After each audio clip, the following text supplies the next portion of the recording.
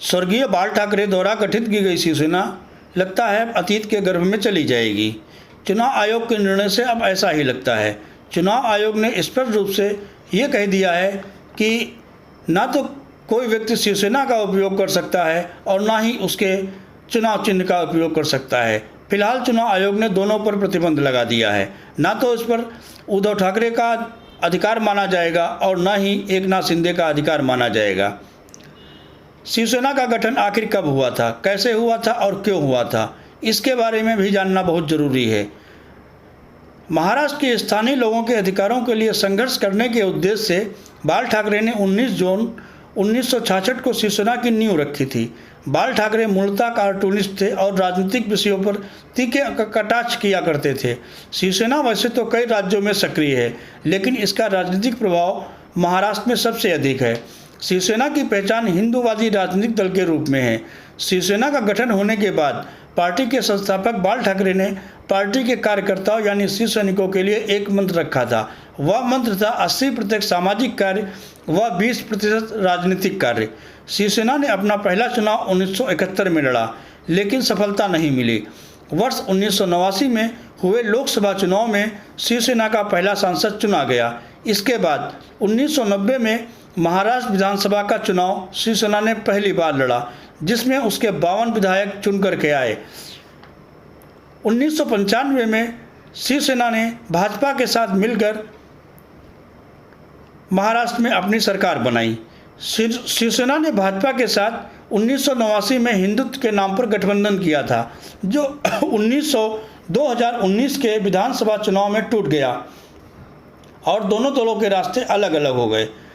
महाराष्ट्र की राजनीति में शिवसेना की अहम भूमिका रही है।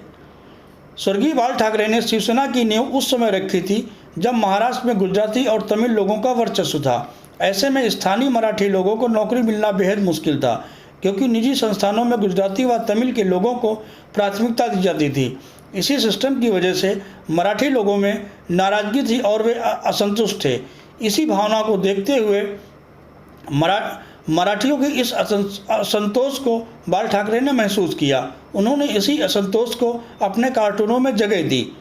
मराठी लोगों को बाल ठाकरे रूप में एक ऐसा व्यक्ति मिल गया था जो उनकी बात को सरकार तक पहुंचाने का काम कर रहा था।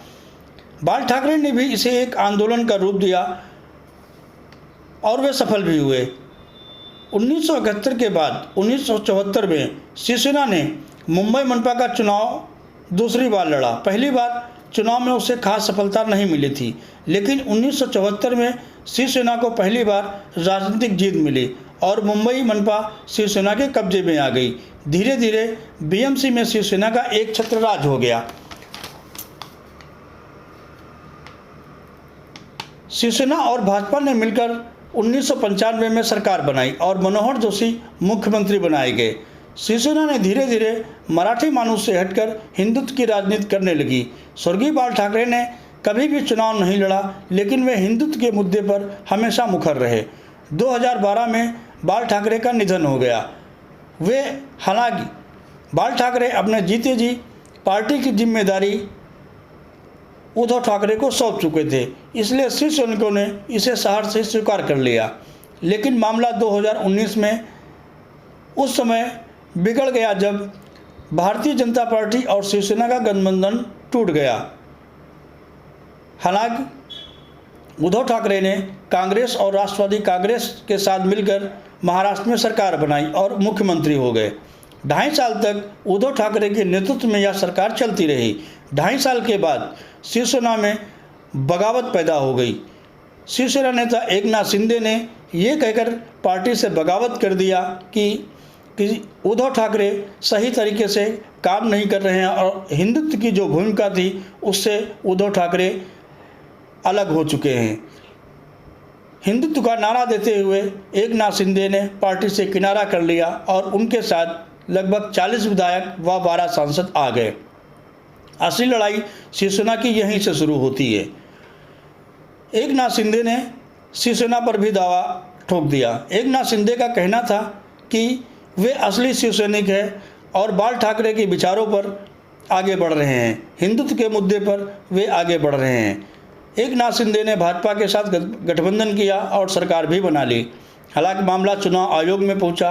चुनाव आयोग ने शिवसेना पार्टी और सिंबल ना तो उद्धव ठाकरे को सौंपा और ना ही एकनाथ शिंदे को दिया। दोनों लोगों से कहा फिलहाल उपचुनाव में इसका उपयोग कोई भी व्यक्ति नहीं करेगा। ना तो उद्धव ठाकरे गुट शिवसेना के नाम पर चुनाव लड़ेगा और ना ही एकनाथ शिंदे गुट। चुनाव आयोग ने सिंबल पर भी प्रतिबंध लगा दिया, धनुष बाण सीज कर दिया। साथ ही स्पष्ट आदेश दिया कि वे नई पार्टी बनाने पर अब विचार करें।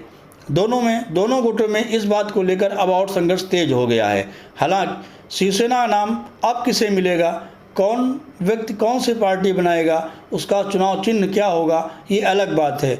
लेकिन बाला साहेब ठाकरे द्वारा गठित की गई शिवसेना फिलहाल अतीत के गर्भ में समा जाएगी।